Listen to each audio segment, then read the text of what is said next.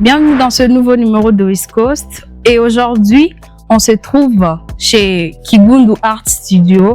Aujourd'hui, j'ai une surprise vraiment artistique avec Meche Ilunga, un artiste peintre originaire de la ville de Goma. Il se développe dans le domaine de l'art contemporain. Restez avec moi pour ne rien rater.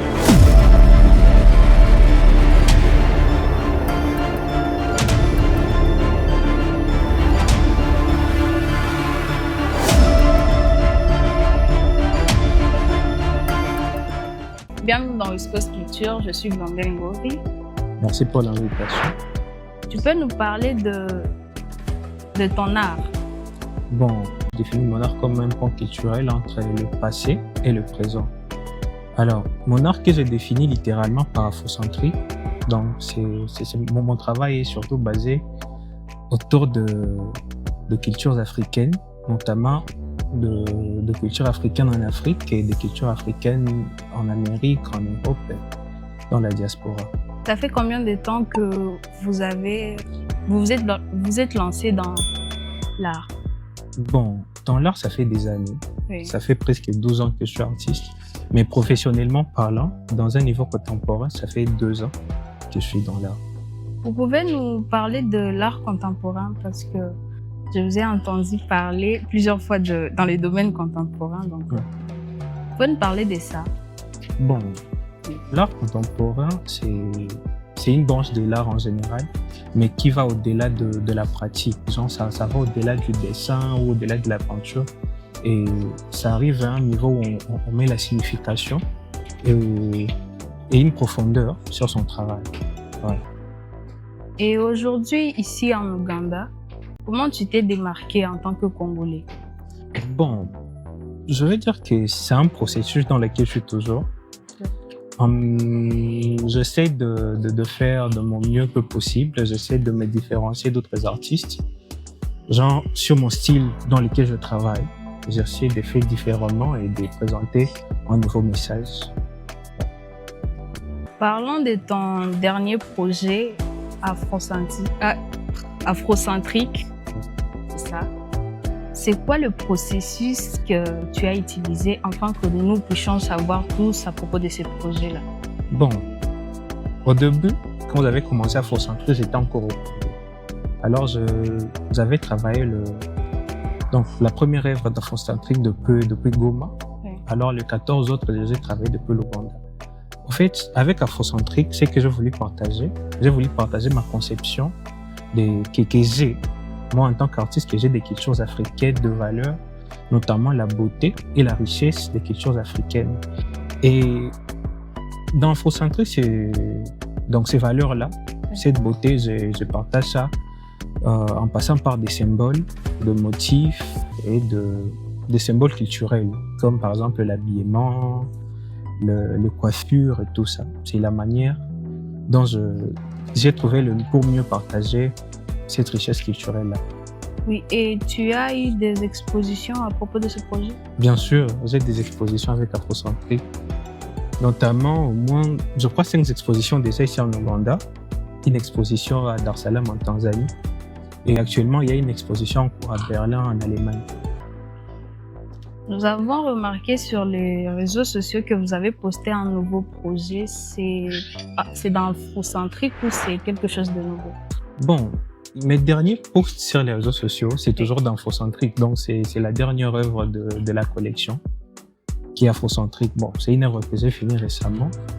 Voilà. C'est toujours dans le même contexte d'Afrocentrique. Voilà.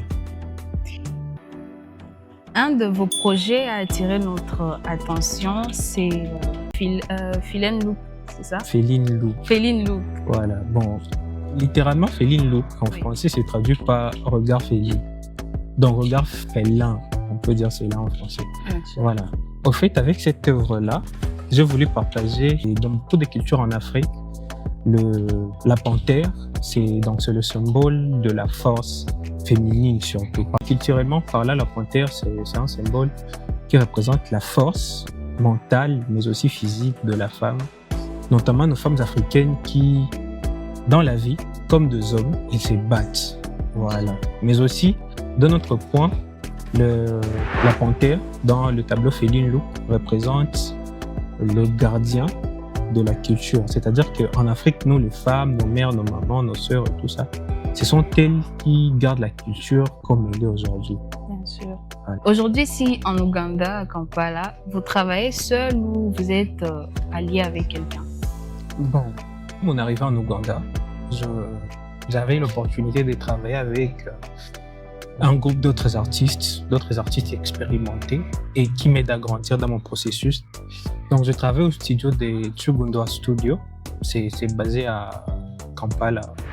Et le studio aide à faire grandir les jeunes artistes. Ouais. Donc, les artistes émergents, ça aide à le mettre sur la bonne voie dans leur carrière. Et c'est avec eux que j'ai grandi actuellement. Sûr. Et quelles sont les difficultés que vous avez rencontrées ici? Bon, je crois pas qu'il y a des très grandes difficultés. Ouais.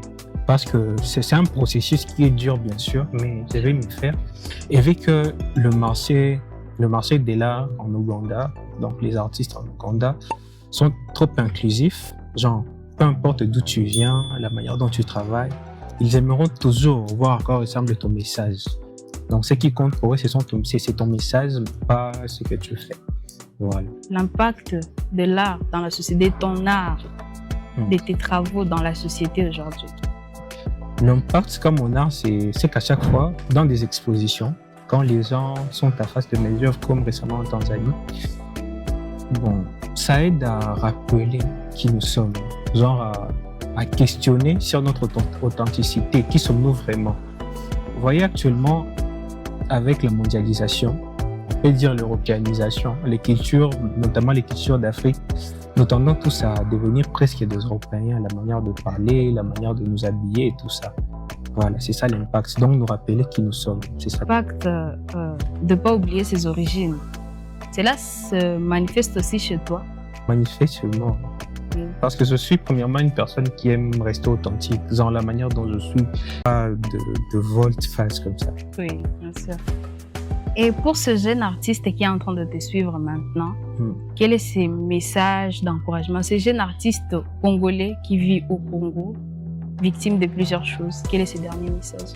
Mon message pour les jeunes artistes qui sont en train de me suivre, c'est que dans leurs arts, qu'ils trouvent un moyen de mettre un message important, un message qui parle partout, qui peut changer, si c'est pas le monde, qui peut changer une seule personne. Merci à toi qui es resté jusqu'au bout. N'oublie pas de liker, de commenter, de t'abonner et d'activer la notification pour ne rien rater.